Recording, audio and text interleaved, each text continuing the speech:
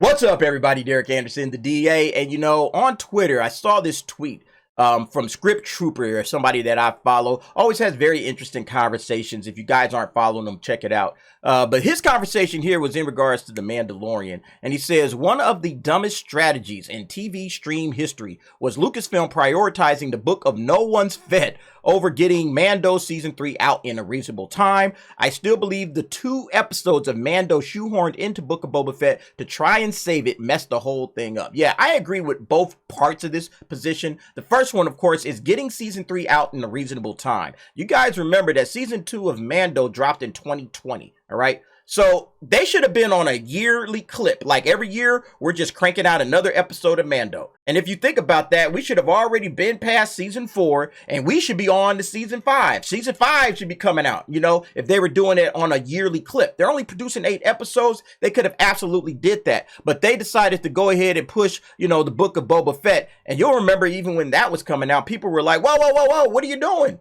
People were nervous. People were scared. They thought the Book of Boba Fett was taking over for Mando, okay? It's like, oh man, are we not going to get another season of Mando? This is horrible. That's how people were reacting. Disney and Star Wars had to come out. Oh, no. Chill out, everybody. We're going to get a season 3 of The Mandalorian. All right. We're just going to throw this Book of Boba Fett in there. Nobody cared about this thing. Okay. And then they go on and make a terrible show to boot. All right. That's the worst part about it, is that the show was trash. But then his second point was that they had to throw 2 episodes of The Mandalorian into the Book of Boba Fett in order to try to save it. Okay. Now, one of the episodes, I thought that was a brilliant episode, okay? When Din Djarin comes back and, he's talking to the armor, he's talking to Paz, and then he ends up becoming apostate.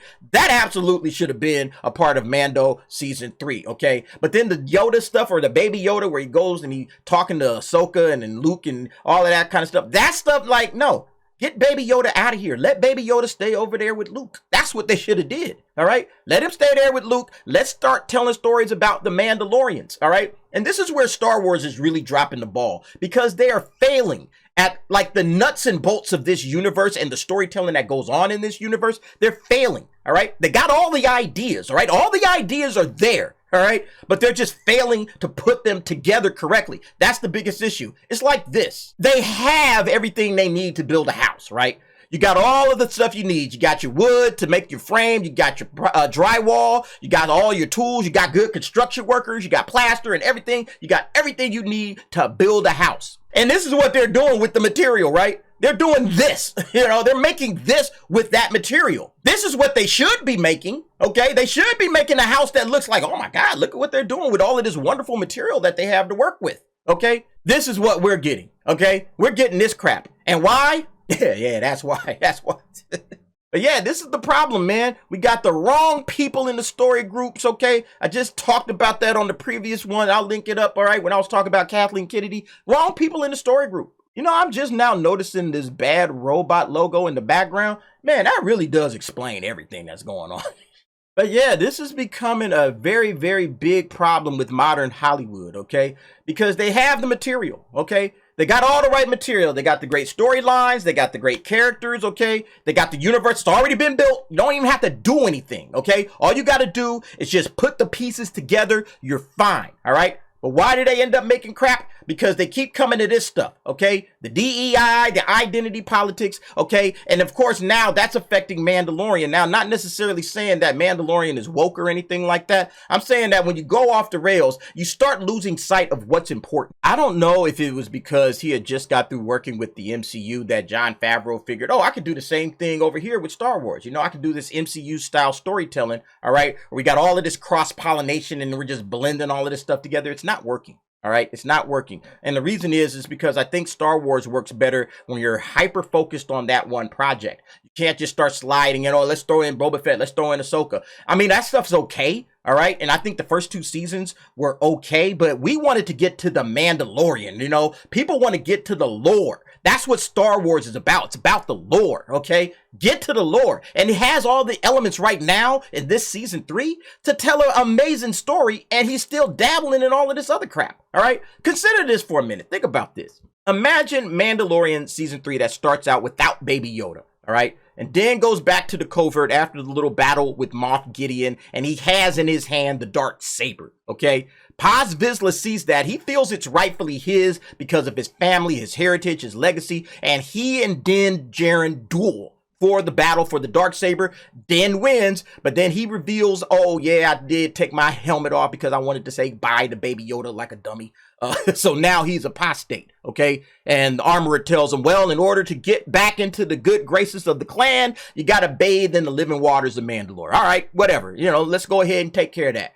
So he visits Bo-Katan, and she's disgruntled still because she didn't get the Darksaber, and now this dude coming back looking for help. So Din asks Bo-Katan for help. Bo-Katan says, sure, why not? So then when they go to the mines of Mandalore and, he bathes in the living waters, she has to rescue him. And while rescuing him, she sees a mythosaur. And then they both relay all of this information to the armorer after they help Navarro get rid of those stupid pirates or whatever the case may be. The armorer says, hey, Jin, you're no longer apostate. Welcome back to the group, and you have the Darksaber. But also, Bo, you've seen the mythosaur. So guess what? The two of you have the ability to reunite Mandalore. Hey, let's go retake the planet. And then everybody cheers, but then we finish on like a shot of Paz Vizsla, who still believes that he should be the one running with the Darksaber. He should be the one ruling Mandalore. So he has all of these different ideas, and he's still going after it. That would be a great episode 1 of season 3. You know what I mean? Like, all of that would be a phenomenal episode. You can knock that out in an hour, okay?